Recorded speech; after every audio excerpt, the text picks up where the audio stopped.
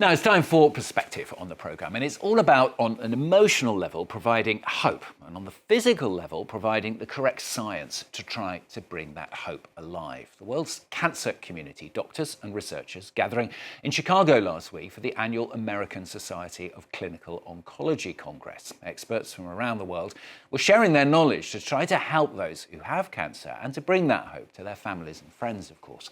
Well, one of those present was Professor Alexandra Leary. She's an oncologist specialist in gynaecological cancers, Deputy Director of the Oncological Department of Gustave Roussy, one of the primary cancer centres here in Europe, located just south of Paris. Thanks very much for coming in and talking to us on the programme today. I talked at the beginning there about hope. Hope, of course, as I say, comes from that science, doesn't it? I mean, where would you say the battle lines, if you like, are now in the fight against cancer? Well, I think we're really learning to use a variety of strategies to fight cancer. We used to do surgery, chemo, radiotherapy. Today, we have such a diversity of different strategies to really tackle cancer from different ways. I think one example would be immunotherapies, which have really grown and been approved in a number of cancers. And I think what was new this year is that whereas immunotherapy was mainly used in what we call metastatic disease, when the cancer is already spread, there were major presentations this year bringing immunotherapy early on, right when we're fighting the cancer for the first time with the aim of cure. And that is really a big step. And they were beautiful presentations bringing immunotherapy up in the curative setting in gastric cancer, in head and neck cancer, in colorectal cancer. And that's really where we want to be. We want to eradicate this disease. Is that realistic with funding that different countries have? I mean, presumably it varies an awful lot depending which country you're in. There is inequity in access to innovation and care in general, and cancer falls into that. So obviously, the aim for the next decade will be to not treat it, but actually prevent cancer. There we still have a lot of progress to make, but I can't be here and not mention a vaccine against cervical and head and neck cancers, which is the HPV vaccine. And this is really something that can prevent cancer from happening, and that's where we need to focus our efforts.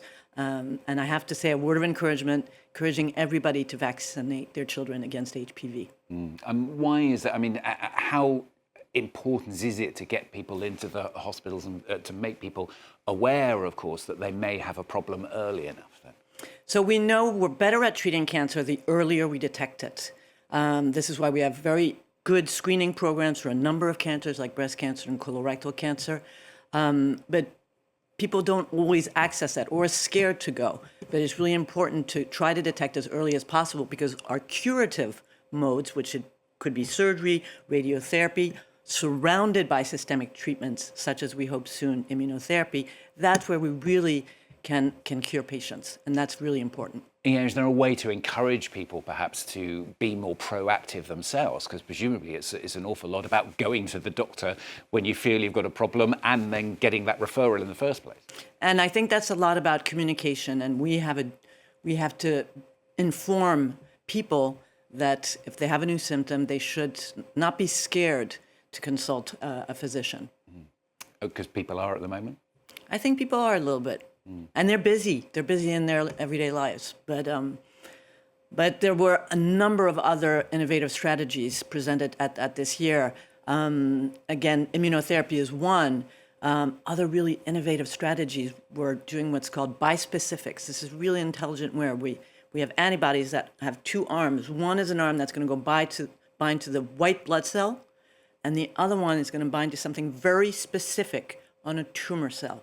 And that is a way of bringing the lymphocytes, which can kill our viruses and bacteria, and which we want today to kill the cancer cell. And these bispecifics bring the immune cell against the cancer cell and have shown really amazing results in some solid tumors. And this year there were very nice results, preliminary, been in small cell cancers, which are a very aggressive subtype of cancer. So again, all these variety of strategies.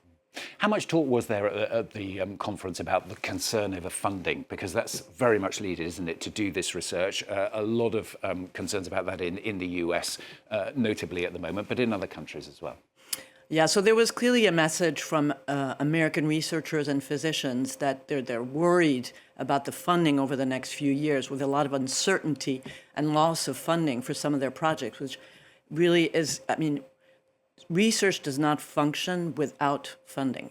And so that's a major concern in the States.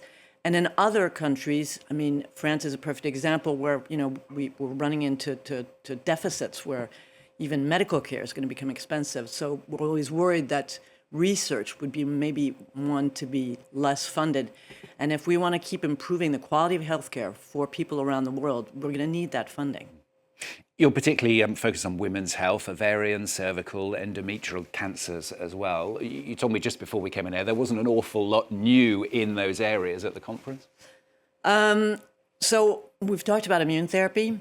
Immune therapy works very well in a lot of cancers, and within gynae cancers has clearly improved outcomes for patients with cervical and endometrial cancer. Ovarian cancer has remained the tumor type that hasn't really responded to current immunotherapies, and we had a large phase 3 trial presented again this year, which shows a teeny benefit, but really not the same kind of benefit we see in cervical cancer, endometrial cancer. And it clearly means that we're going to have to find smarter strategies to wake up the immune system to attack ovarian cancer the way the immune system knows how to get rid of other foreign attacks like viruses and bacteria. In ovarian cancer, what's been used and efficacious in lung, melanoma, cervix, has not really been the solution in ovarian cancer. So we need to keep working on that, but I'm optimistic we'll find a way. I was going to say, it's a bit unclear at the moment then why that is. For now, we just don't understand why ovarian cancer can hide from the immune system, but it can. And in ovarian cancer, probably another strategy, which again was big headlines at ASCO this year, are chemotherapies that have a sort of like a special linker that knows to go and find just the tumor cell, sparing normal tissue, traveling around the body and just linking itself on a tumor cell. And that works very well in ovarian cancer. So there are other approaches that are highly efficacious against ovarian cancer.